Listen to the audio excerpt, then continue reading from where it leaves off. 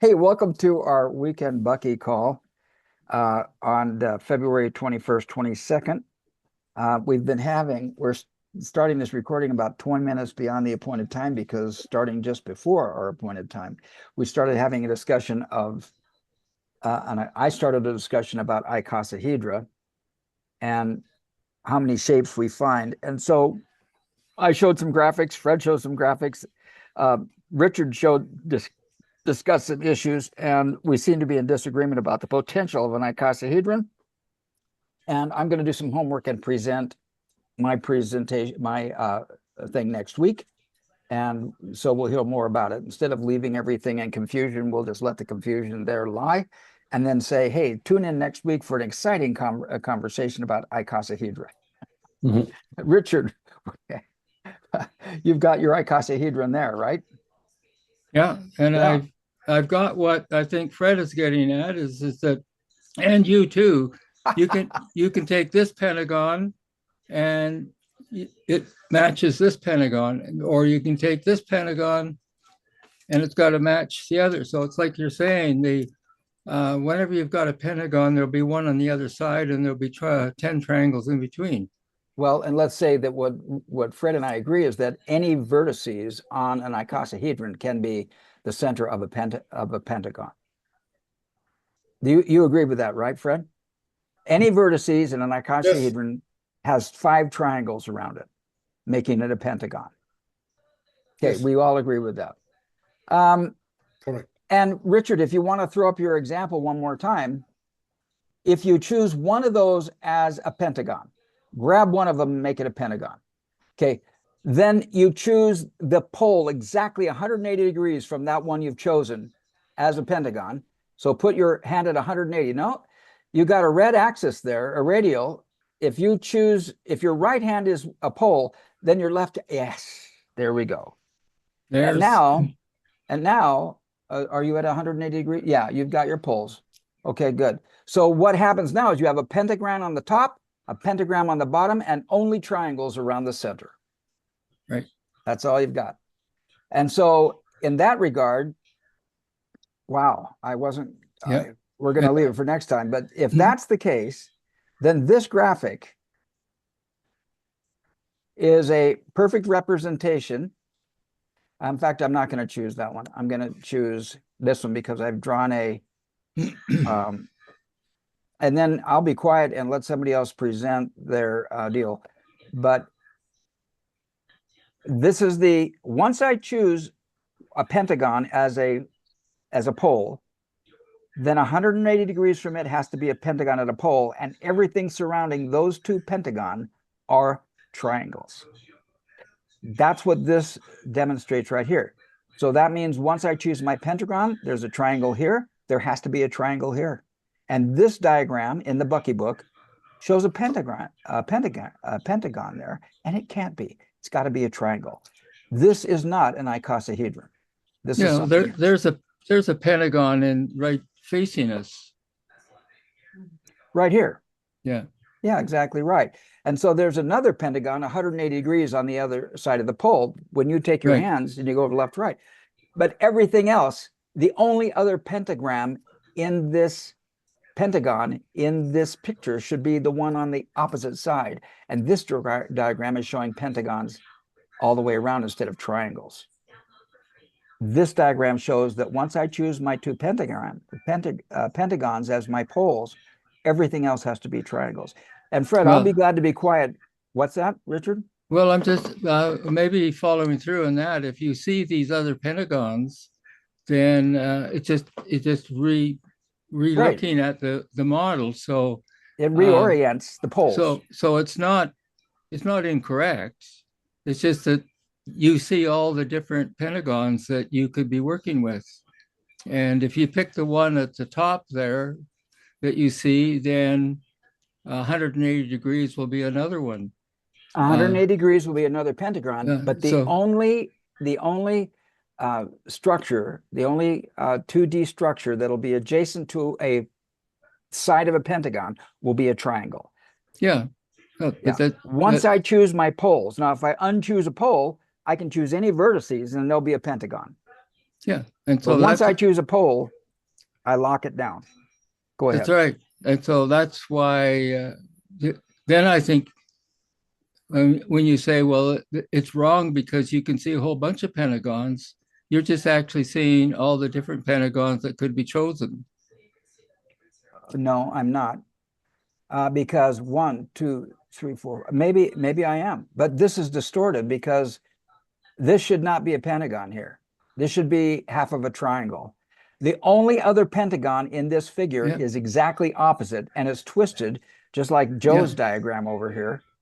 Let me see if I can pull that down real fast, because Joe's, let me see, I need to go to the chat. I need to download this guy. Okay, good. And I'll call this Joe's pentagons. Boy, I noticed how I struggle to, and now I'm going to find Joe's pentagons. And there they are.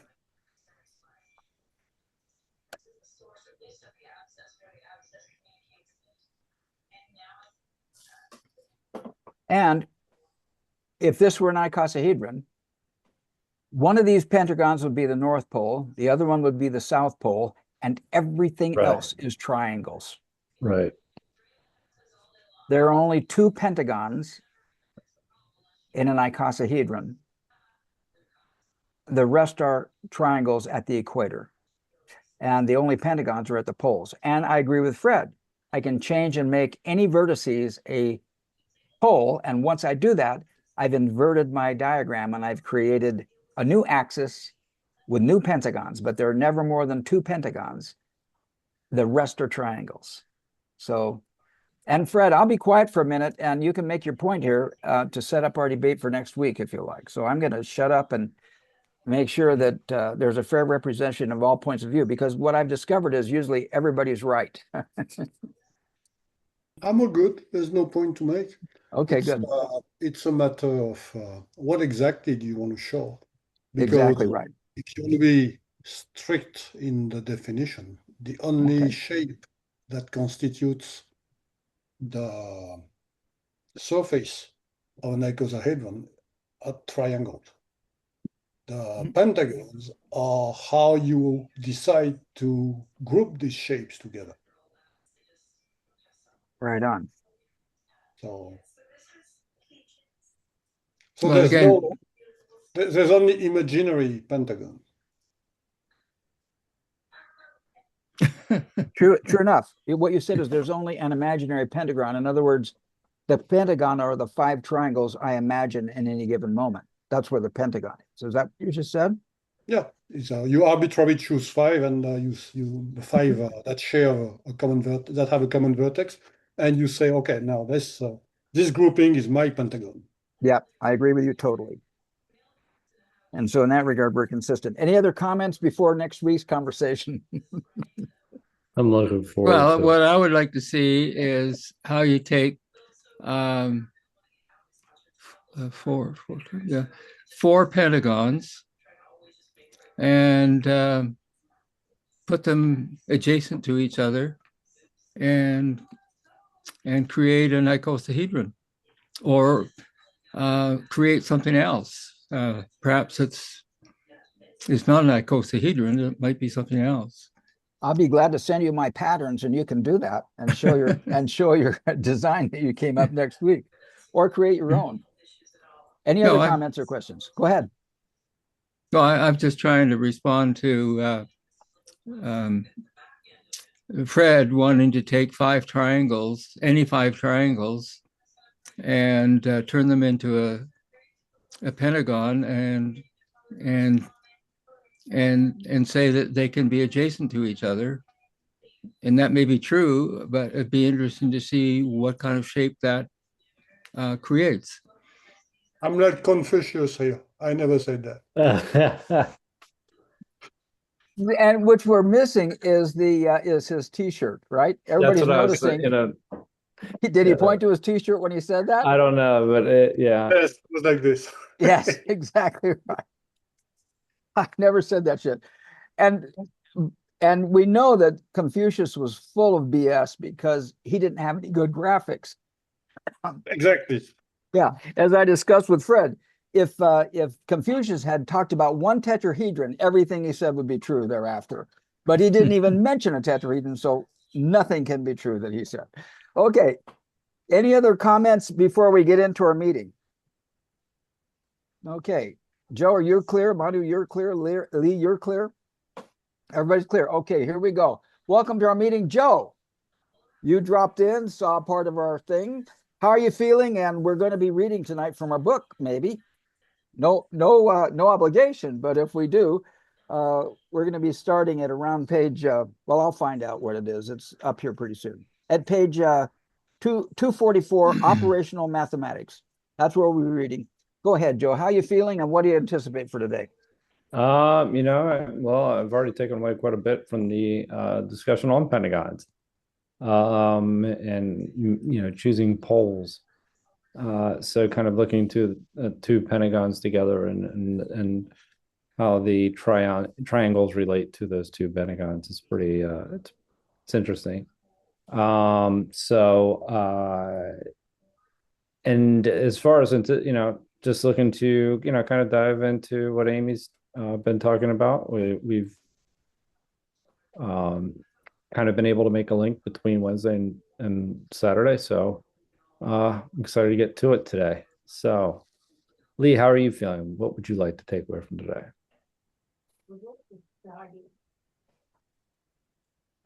You what? This has started out very nice, and I love the humor in all of it. Just laughing at all of you going back and forth. And then Richard brings out the true design with the different colored metal magnets. It was so perfect. It was exactly what Steve was saying.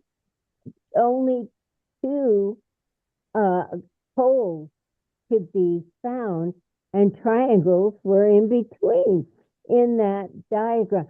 Can you bring that up, Richard, please? It's perfect. Oh, well, I don't know. I can't leave it alone. It was great. I'm excited about finding out more about this. And whatever Bucky has to say about anything right now, I'm excited about it. Richard, how are you feeling and what are you learning out of this? Well, I'm feeling pretty good. I guess part of what I'm getting is this whole question of the different angles or perspectives, the way in which we can view something that is the same but looks different when you move around it or come at it from a slightly different angle. And I don't know whether this is sort of off track, but one of the things that I've been experimenting with recently is trying to formulate questions in relation to a particular topic and then get an answer, and then add to the question. And the way I'm adding to the question right now is that I will then say, so how would Bohmian dialogue or Bohmian sense of reality, the undivided whole view of reality, and Buckminster Fuller's minimum whole system thinking and his tensegrity, how would they influence the input to the original question that I asked of AI? And it's really interesting to see how AI is coming out with an understanding of the original sort of issue. And then they're actually pulling something away from other bodies of knowledge and showing how it either supports or challenges what was being asked about in the first place. And it's starting to reinforce for me this idea that AI, artificial intelligence, is not artificial in the sense of being separate from us as human beings, but I'm calling it augmented intelligence. In other words, it's adding to our understanding of something, and it does it a heck of a lot faster than I'm able to do it if I were to go and try and search out all the different pieces of knowledge that have to come into this. So that's what I'm starting to take away from some of our other discussions, and what I look forward to getting a deeper understanding of that as we go through the rest of Amy's book and the readings. Are they teaching prompt engineering at your school? Pardon?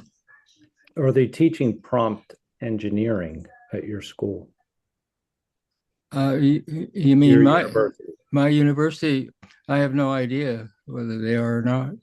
Mm. I know at our university, they've taken on a major sort of profile of advancing what they call quantum city. And so they're bringing quantum kinds of scientists and others into the university to add to this sort of picture. So that might involve that kind of engineering. So, Manu, how are you feeling, and what's your expectations for today? Well, I was feeling quite interested in what the discussion that you were engaged on. It was very, in my opinion, very, very interesting. It reflected a little bit of something I was doing during the week, which I will share when I think that, I'm a little bit firm in the idea. Otherwise, what I expect is a good ride. Taxi, good ride. Yeah. You So, say you're a little bit firm. Is that like being a little bit pregnant or something along that line? No. Oh, yeah, a little bit pregnant. I mean, look at my comment there. I don't know, there was no reaction to them, but they're fine about your discussion on the pentagon and the triangle. Oh, I did. I think there's a lot to do in it. A lot. Yeah. And yeah, there are pregnancies here. They are very virile males, and they are very, very estrogen females here. So the ideas are being born, and I hope that a lot are going to gestate properly and be born. That's what I expect. Who's left? Is it Fred? Fred and Steve. Yeah, Fred, how do you feel? What do you expect? Thank you, Manu. I'm feeling warmed up. That's how I feel. Let's hope we can learn a little bit something today. Thank you. And Steve, how are you feeling, and what is your desired takeaway today?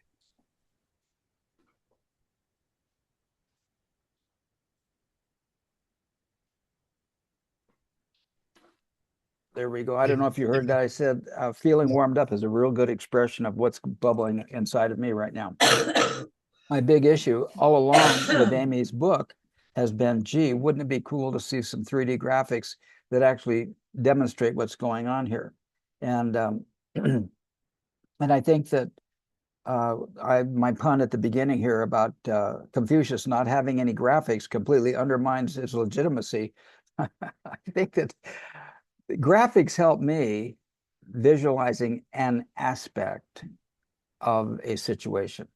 And it's not that what I visualize is true, because there are many points of view, and each one of those is true.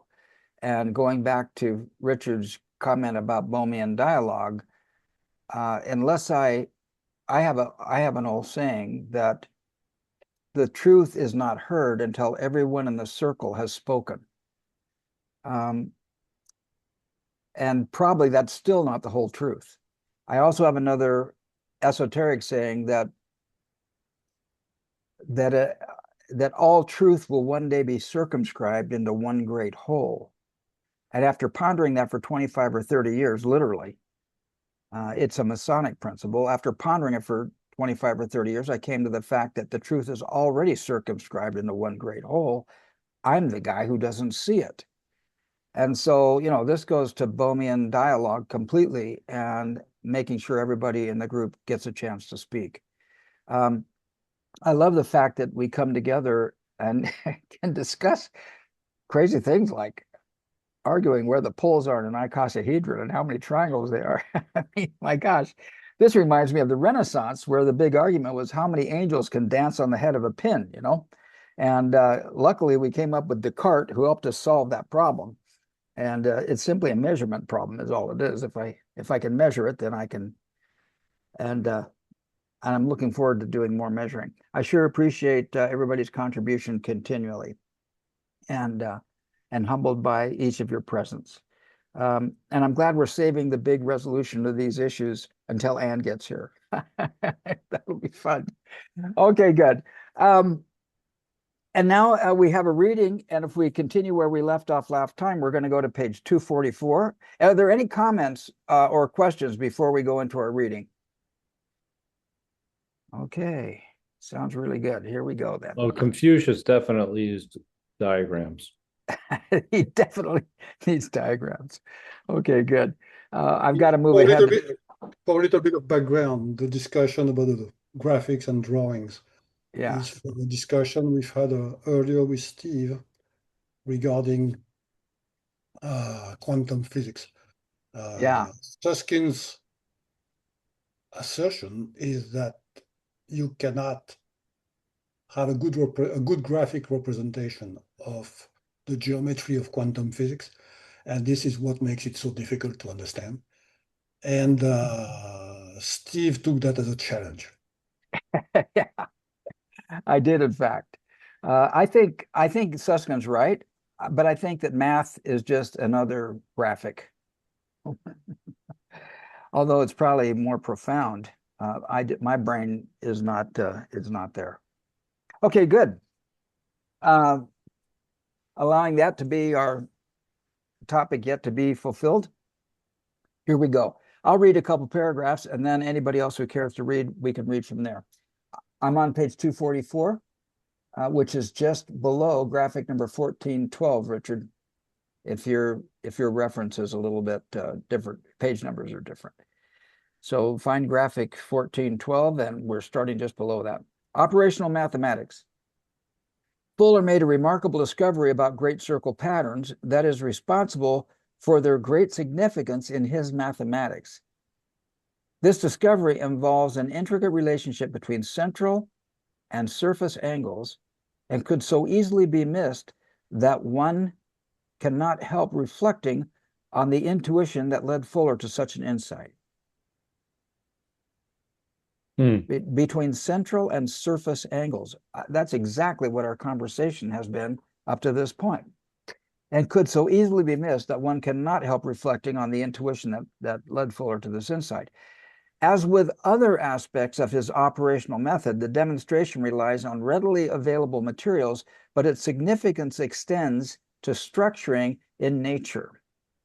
This is a particularly satisfying exercise, and readers are encouraged to make Bucky's discovery themselves by following the simple instructions. Rather than a plane, Bucky starts with a real system, a finite piece of paper, referencing Synergetics 831.01.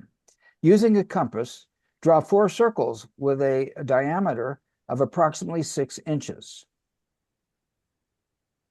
Draw 4 circles with a diameter of approximately 6 inches, 152 millimeters, and then cut them out with scissors.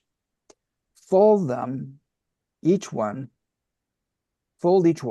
then fold the resulting semicircles into thirds as shown in figure 14.3. The section labeled A is folded toward you, while C is folded back, producing a Z-shaped cross-section. Cool. Interesting. Making bow ties relating central and surface angles. Ooh, we just got into bow ties, guys. Making sure that all creases are sharp, unfold the paper to obtain a circle with 3 intersecting diameters clearly marked by fold lines in figure 14.13.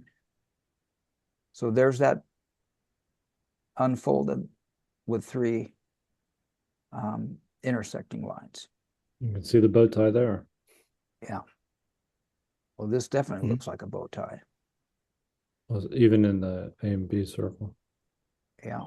And you can also see the hexagon. Yeah. Yeah. Yeah. What we don't see here is a pentagon. Right. And that's because you know what, it reminds me when Bucky talked about if you take 5 triangles and put them together, you're gonna have little space. That little space left over. I remember we had a big conversation about that. I'll do that for next week because that's the space that creates the dome. Yeah, go ahead, Manu. And God intervened, chose a diameter, one of the 3, and then folded along that diameter to make a bow tie that we Make can a bow use. tie. Amy leaves out the Without God that, factor. hold on. Without that intervention, you don't have a bow tie. And so when we fold the paper, we're acting as God. Yeah, you are that. Yeah, really. When you're doing that, what you call the strike. You have the feel, the strike, and when you strike, you form a structure. Strike. You're saying strike? Yeah, the strike, like the striker in soccer. To have a goal, you have a play, Oh, okay, good. and then you have a striker. You have somebody that has to hit the ball to go into the goal. In physics, we call that a perturbation. Yes. Cool. Okay. Any other comments here?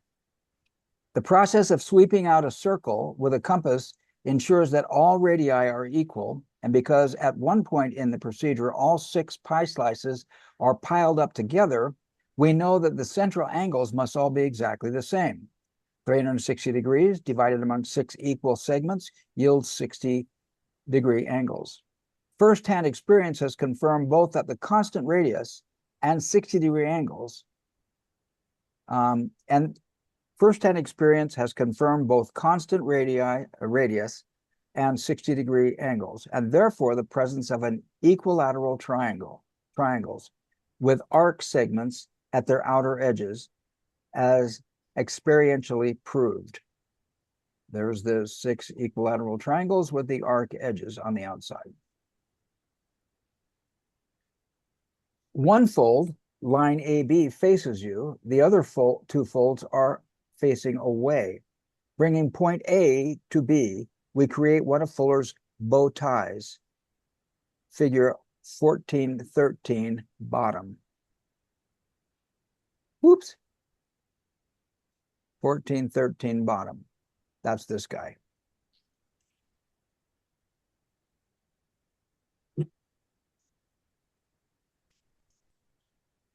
A bobby pin straddling the seam keeps the bow tie together. God uses bobby pins. 2 unit length regular tetrahedra joined by an edge. We repeat the procedure 3 times, producing 4 bow ties in all. It is then apparent that 2 of them can be placed seam to seam and pinned together with 2 more bobby pins to produce 4 tetrahedra surrounding a 1/2 octahedral cavity.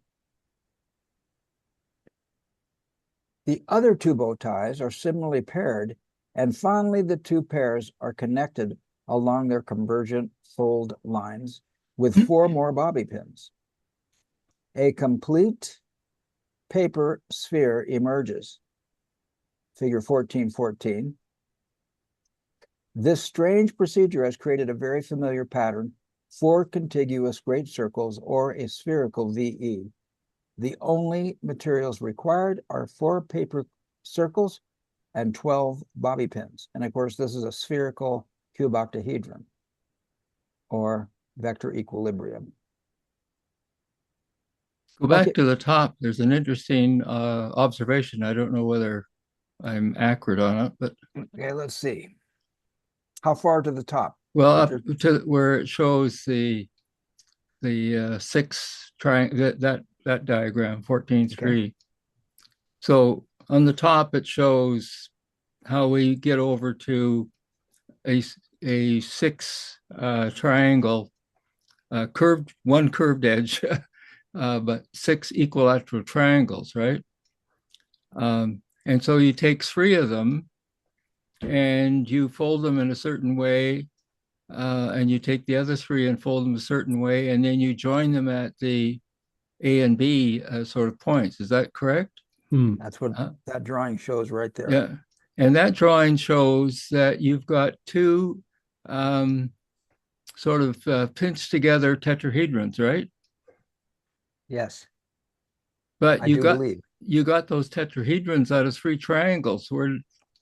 So a 4th triangle was created in the, if you want, the configuration or the construction of the bow tie. Sure. Interesting. Yeah, I just saw that now. It's sort of like when you put 3 triangles together and you fold them in a certain way, you create the 4th triangle without even trying.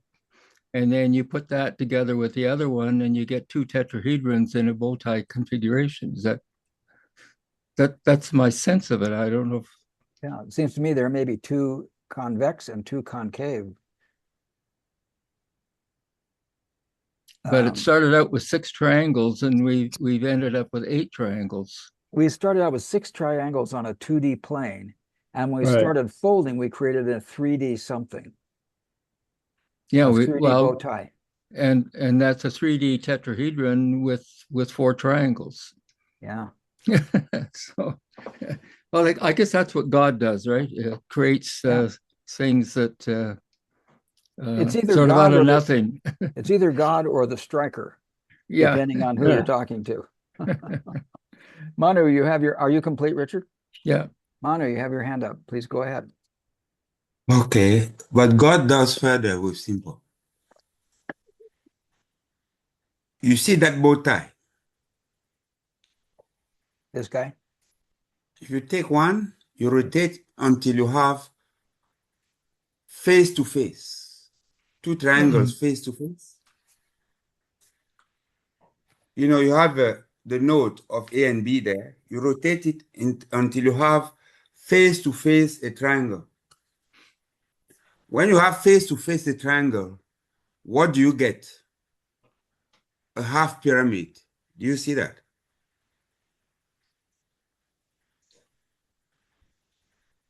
When we have face to face a triangle, we If have you a take, half a if you pyramid.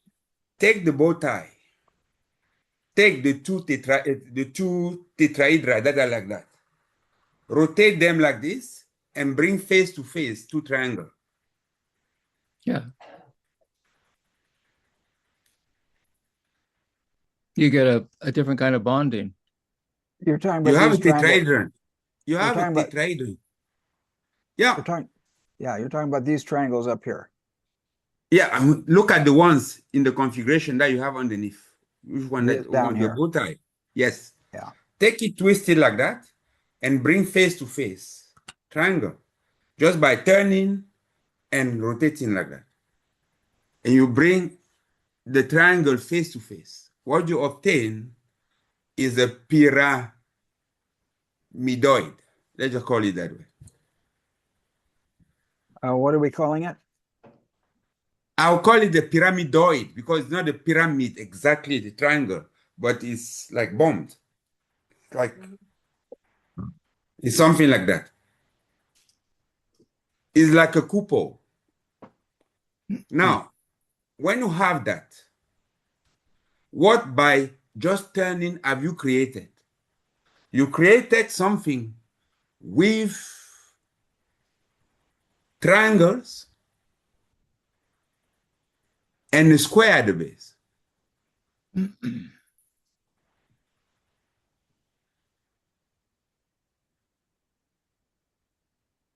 If you created a triangle and a square at the base, then you are created some stuff that is flexible Right. at the same time as returning a structural integrity, flow of energy. That's how you by rotations and translation, let's just put it this way, you create different structure that allow you to go from the VE that you were talking about into contracting to get to the diamond, or vice versa. You create intermediate things that are structured with very, very little. That is at the heart, in my opinion, of what you call design. I'm true. That was just a small intervention that we're playing and have. That's actually what I was talking about, to sharing when I'm ready, taking very little stuff and then playing with to get in some very, very interesting things. Yeah, so just go down in the text a bit further in terms of talking about 14.3. Because Manu was taking my question to, if you want another level, but where is it here that says, talks about tetrahedrons? There's a tetrahedron mentioned here. Yeah, it says a bobby pin straddling the seam keeps the bow tie together. 2 unit length regular tetrahedron joined by an edge. Yes. And so my observation was is that we started out with 3 triangles, well, 6 triangles, but we took 3 and turned it into a tetrahedron, and we took another 3 and turned it into a tetrahedron. So we ended up with 2 4 triangle sort of structures. We've added 2 additional triangles to get the bow tie. And they came out of just the configuration of folding the 3 triangles. But in doing so, they created the 4th. That's just like building teepees.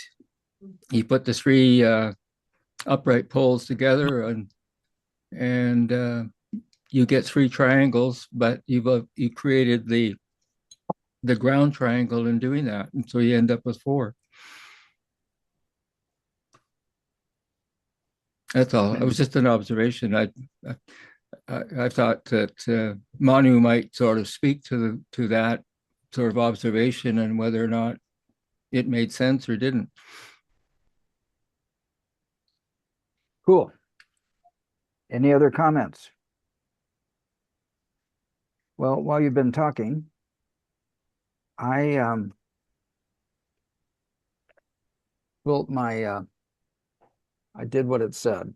Now the problem is it says draw 4 circles.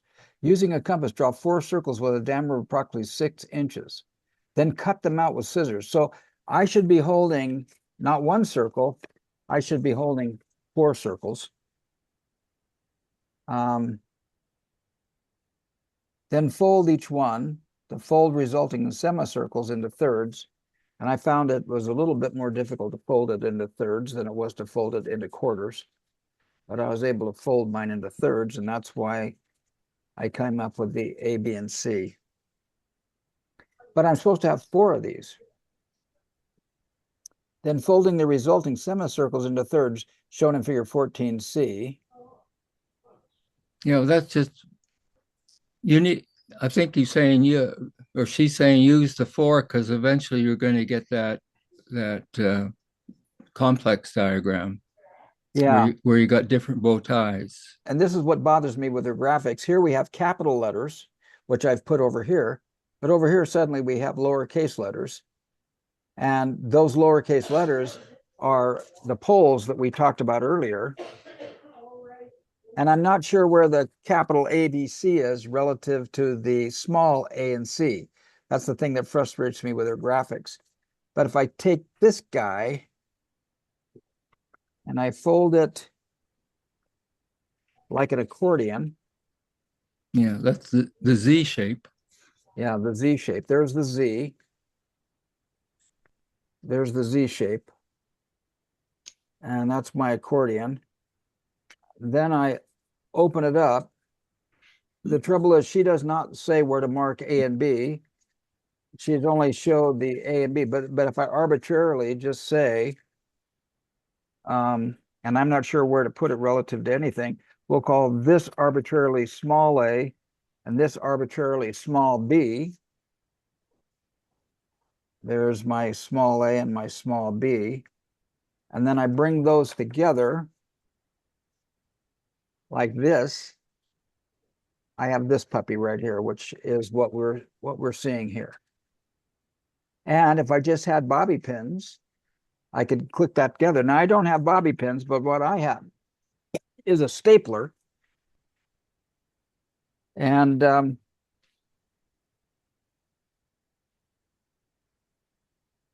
there, I just stapled that. That's as good as a bobby pin.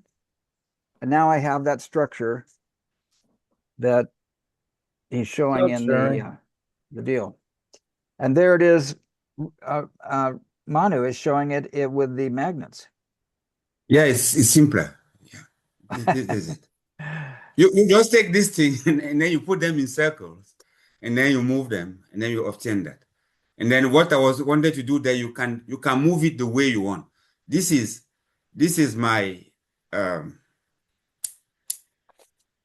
my pyramid. You see that? This is 1, 2, 3, 4. Pyramidoid or whatever, coming face to face. And you can play with it the way you want.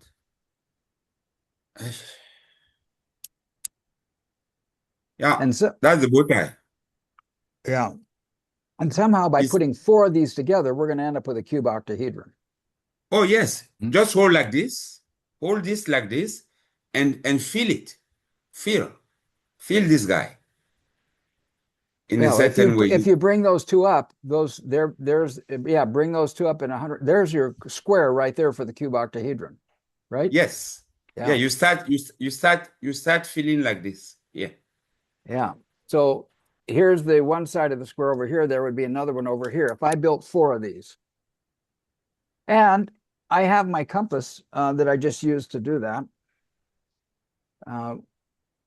A couple years ago, Manu led us in a couple of exercises where we got to use our compasses.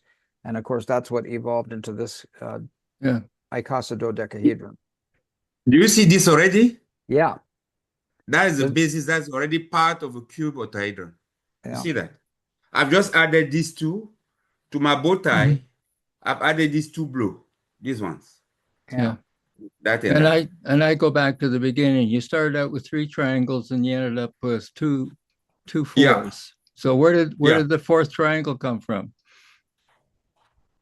From my wiggling.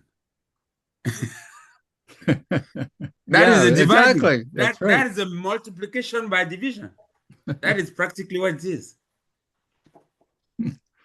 Cool. Any other comments? And what I was doing, let me just give you a snippet. I was just using the one that I was doing was on the plane and 4 edges. And I get some really interesting things. Viruses, virus structures, and things like that. It's very, very interesting. You get some polarized things. But this is it. And you see now, you can see the function. We always talk about the square and the triangle. What are their function? What is the function of a square? Is to twist. Is to allow movement. Look at that. Beautiful.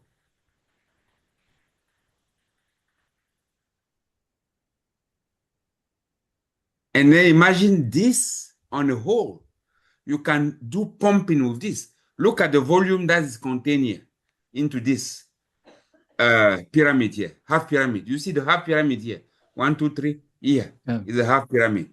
Now, Just if I do this, this volume is decreasing, decreasing, increase, decrease. This is pumping.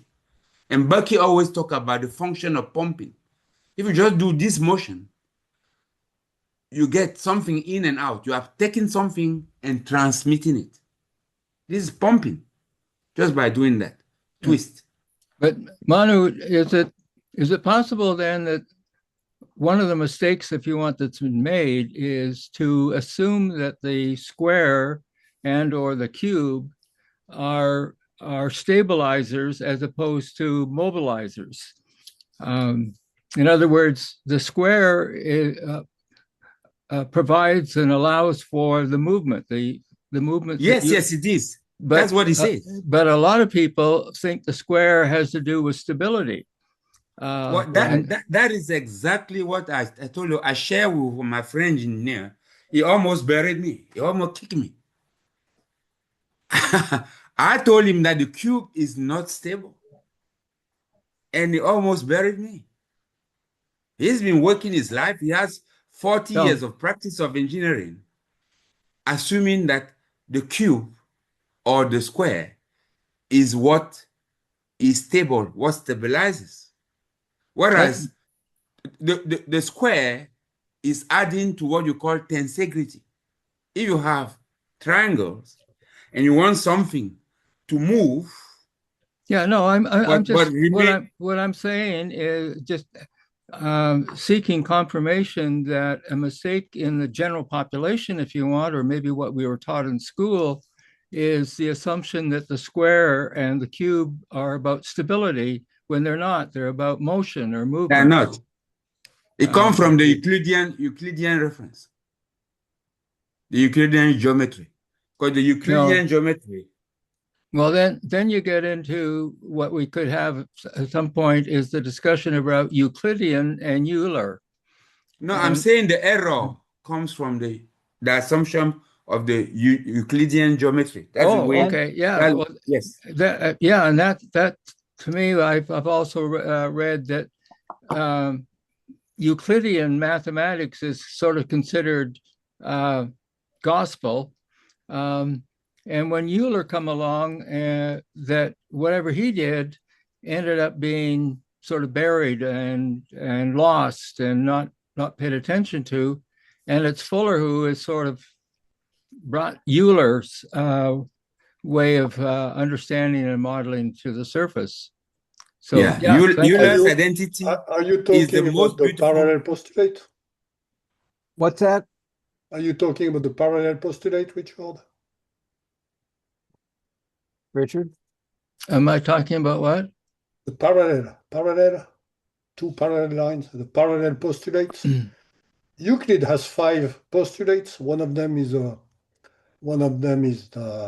parallel postulate that states, in other words, but that states in the simplified wording, modern wording, is that through one point, you can only have one line parallel to itself. You can only have one line parallel to another line going through one point. That's what it says. And at the time of Euler, they increased the curvature or decreased the curvature, and they talked about spherical geometry and what the name of it? And hyperbolic geometry, where you can have a multitude of parallel lines going through one point.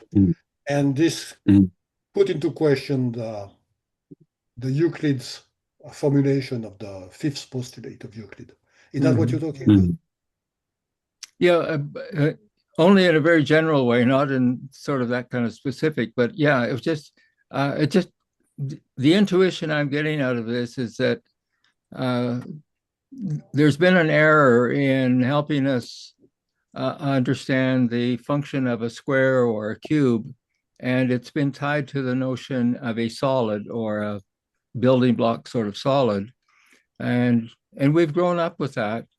But when you come along and start to see Fuller and his connection to Euler's work, we then realize what Manu was just referring to, that the square has to do with the motion and the flow, or the wiggle.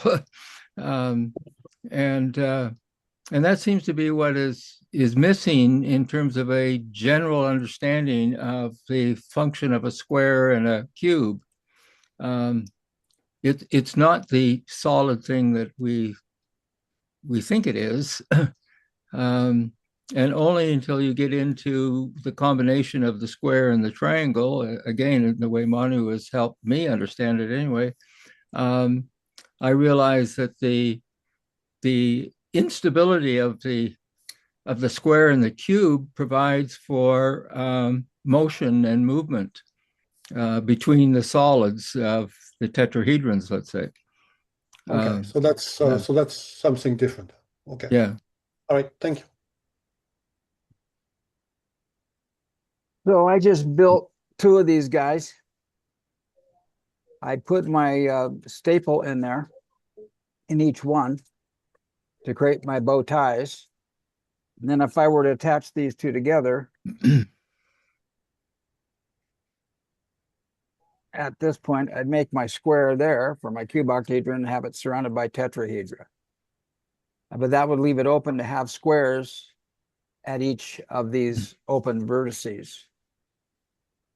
So yeah, and the thing that I was getting at earlier, that the fourth triangle, if you want, is that open face. yeah, You can't put it together that way without creating that fourth face. for tensegrity, for that well, allows Guys, for that. can I share this? There's more than one triangle that appears when you assemble two or more of those Yeah. those Yeah. bow ties. Yeah. This Can is I share good. this? Go ahead, Manu. Look at that guy. It's a symbol of a house. In Bantu, it's called Indao, my house. That's a symbol. So you see the roof, all our rondavels, for example. I don't know if you heard about rondavels. Richard No. might know. Yeah. So round house with a conic roof. Right. This is a symbol. But look at it. This guy here is a roof. Is meant to be fixed and protecting me. This guy here is where I live. Now, hold it like that and twist it the way you want.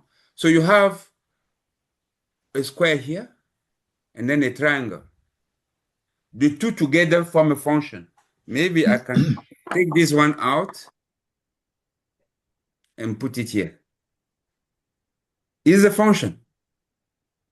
And this together, this guy here doesn't move. This is my triangle.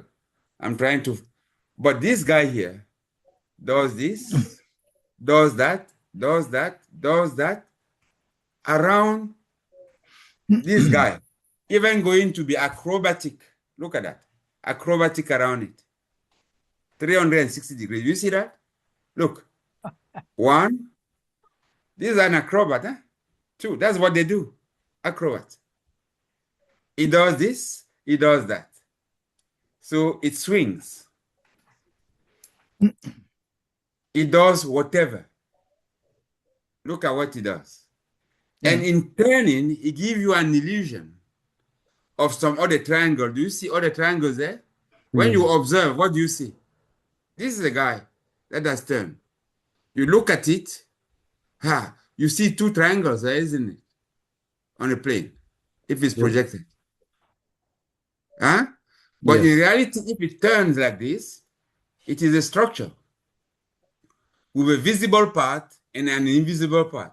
If you now make the invisible visible, you are going to have what?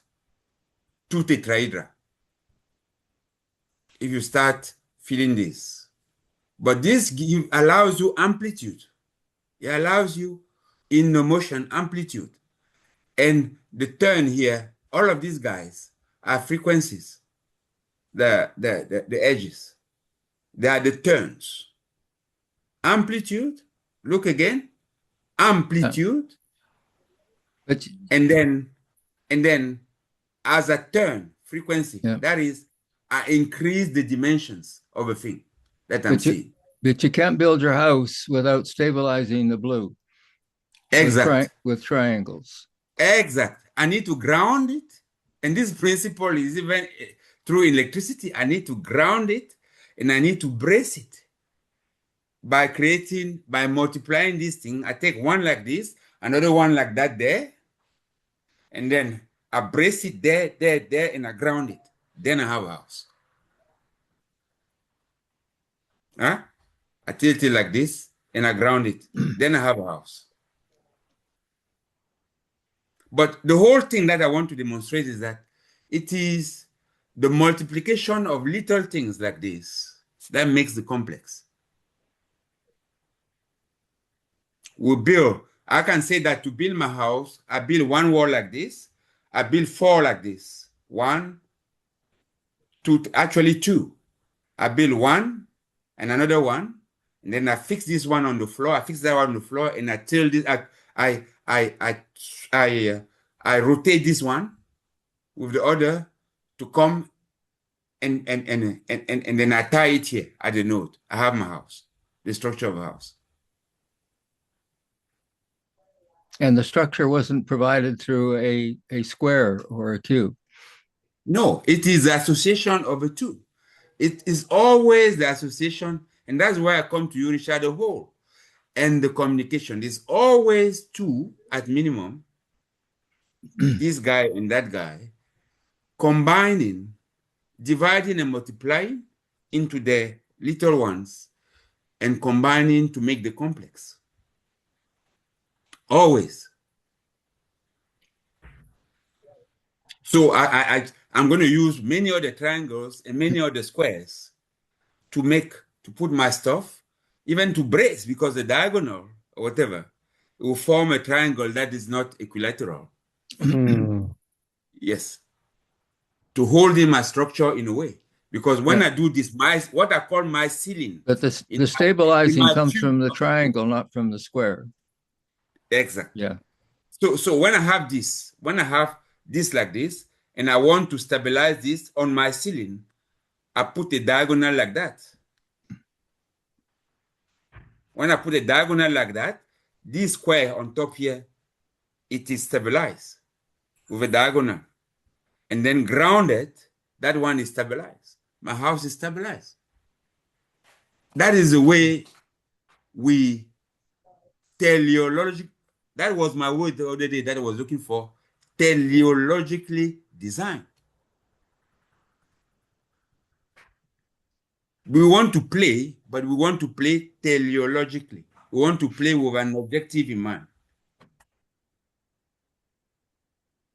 Okay, let me not take further of the time here. Let me first lower my hand, and I'm through. Okay. Any other comments or questions? Boy, it's about time for us to split too. So let's do our our takeaways. Lee, how are you feeling, and what are you taking away from tonight?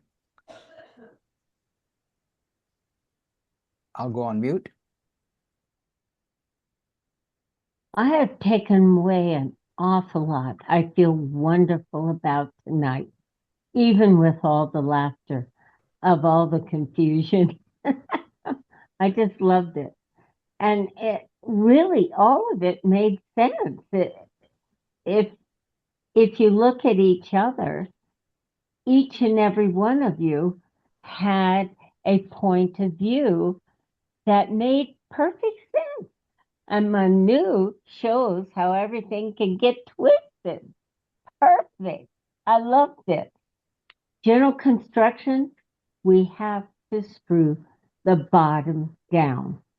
Otherwise, during an earthquake, that whole square can be lifted up and sent down the hill, and that would destroy the house. And it's happened many times during an earthquake. So that's an example that I am very familiar with. And I'm very glad that I've been able to see that. Okay, Joe, how are you feeling? Hello, And Mrs. Richard. There. Hey, Richard. Richard. Richard, you need to say hello to everybody. Richard, you've been. Hello, Mrs. Richard. Hello, Mrs. Richard. Go ahead. Go ahead. well, anyway, I was just asking Joe how you feel and what is your takeaway? Did you have anything?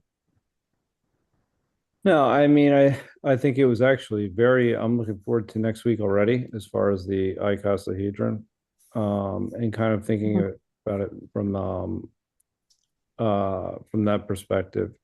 I am, you know, I think that when it came to the bow tie, that actually was very interesting to me. I've always found the bow tie interesting for a lot of other reasons, because it's a way of kind of demonstrating a duel. But for me, it's basically it's kind of looking at things from I'm trying to pull up the page itself. It's looking at things like from basically what a tetrahedron is doing. And for me, you're kind of seeing how there's a self and there's an other within that process. And so for me, that's interesting. I also found one of the statements that was in the text to be interesting. It was in the first paragraph. And it was basically about some reflecting back on our intuition. And when it talked about that in particular, I thought that line caught me. It caught my eye because it's something that we had talked about, and I put it in the chat.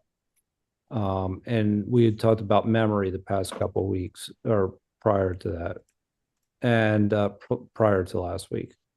And that reflecting back on our intuition and actually how that is related to intuiting what we know about geometric shapes are actually very important to me. So that's something I've been looking into very, very deeply. As I'd shared, a diagram that was very similar to it was the Philosopher's Stone, essentially, in the chat prior to this meeting, about and how basically Bucky's idea of how he basically says, I am a verb. So when I was thinking about that, that was actually, and then thinking about that in terms of the way the bow tie is structured, I think is really, really interesting for me. So that's my takeaway. That's my main takeaway for this evening. Yeah, we're getting ready for a snowstorm here, so it's been a very, very long day. We're preparing for a snowstorm and preparing for a move. So it's both of those things are it's a long day. And so Fred, how are you feeling? What do you take away from today?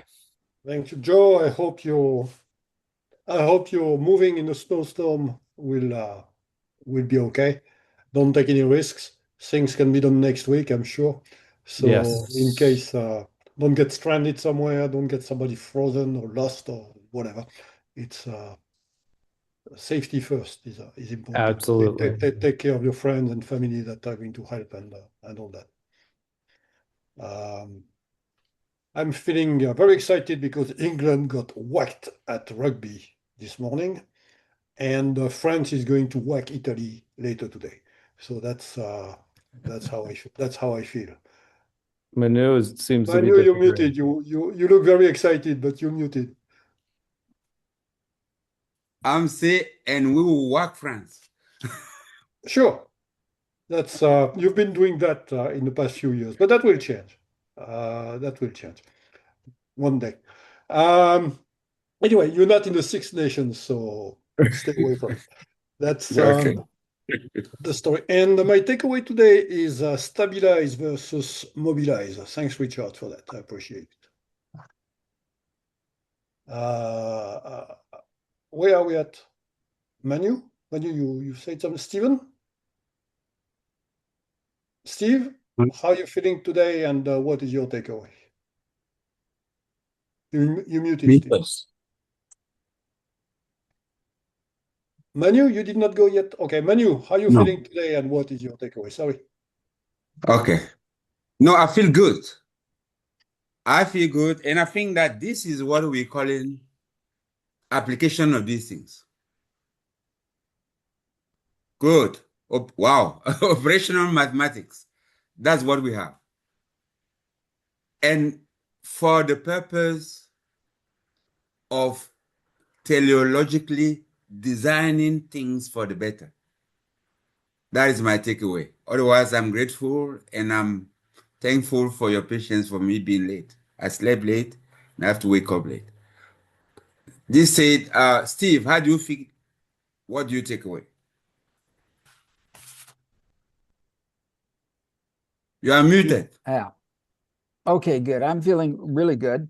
I'm confused a little bit about people who are such intelligent friends could disagree with me. I don't understand that at all. So I'm, but I tell you what, Fred, you just held up that icosahedron, and when you spun it around on the poles, yes, you see, I've got to remember that, because I'm going to make an icosahedron that big, because once I choose the poles, I'm locked into my pentahedron, and the only shapes remaining are triangles, and I'll prove it next week. But as you spun that around, you reaffirmed what I was saying. Do you see the two neighboring pentagons? Yeah, but you're not polar. You're not at 180 degrees. As soon as you go 180 degrees, you change the whole thing. So I'll describe it next week. I love it when you spun it around. You proved my point right off the bat with that simple spin. You see, all that's facing me is triangles. Once I have the poles defined, the sides are only triangles. There are no pentagons on the sides. That's my point. I'll prove it next week. What I love, Fred, and Susan talks constantly about stable datum. Mhm. And Fred, and many of us do. Joe's been doing that. Every once in a while, I'll do it. We hear a word, we go out and look for it, we throw the definition. And Fred, you do that consistently. And I think it helps keep boundaries on our conversation, and points out where we may be off on boundaries. And so I really appreciate you throwing that in. And those people who are listening to the recordings, if they don't have the chat out, looking at the chat and running the chat down with in sequence with the running time on the call, they're missing something wonderful. So Fred, continue to throw that in. Manu throws it in at times. Joe today, and by the way, Fred, I loved your bobby pins. I needed them at the exact moment. You got them and you threw them in there. Thank you very much. I don't use them. You don't use bobby pins. And Joe, your conversation on memory, Fred put together a little paper on some research on memory. We had that for our call on Wednesday. We brought it up at the beginning. Susan was there, and we didn't have the conversation. So I'm gonna bring it back. And Fred, remind us that we haven't had that conversation on Wednesday. Your insert here, the graphic you threw in, was really cool, Joe. Pattern reflection memory. That's all about graphics. If Confucius had seen this chart in 650 said more BC, shit. he would have been saying more than just shit. He would have been saying some good shit. So I love this pattern reflection memory. And if one thinks of photons, the only way I see patterns is through photons. Maybe, at least that's one way I experience my reality, is through photons. And so I'm seeing reflections, which is really profound. I just love that chart. I hope we'll talk about it on Wednesday. Richard, you constantly bringing us back to the Bohmian method and the Bohmian perspective. I know was he a Canadian? Was David Bohm a Canadian? No, American. No, He was American, origin- but he was thrown out of America because of the Yes. because of Became MacArthur. Brazilian. Yeah, Wait a second. because I thought we were talking about Bohemian, like the Yeah. gypsy Yeah. people from Bohm, David Yeah. Bohm, Eastern yes. Europe. from Bavaria. Yeah, I Yeah. gotcha. he I went meant to, Bohm. he went to Brazil, to Israel, to England. Yeah, He because he was. ended up in England. Yeah, because of his affiliation with the alleged affiliation with the Communist Party. And it's amazing how America cuts off its nose to spite its face, you know? So I appreciate everybody's feedback. I love the bobby pins. And with the bobby pins in hand, I'm going to tackle next week. And we'll see y'all. We'll Thank see you you all. Wednesday and weekend for sure. Bye-bye. Bye-bye. Bye. Take care. All right. Come on, give it to me. Oh, shit.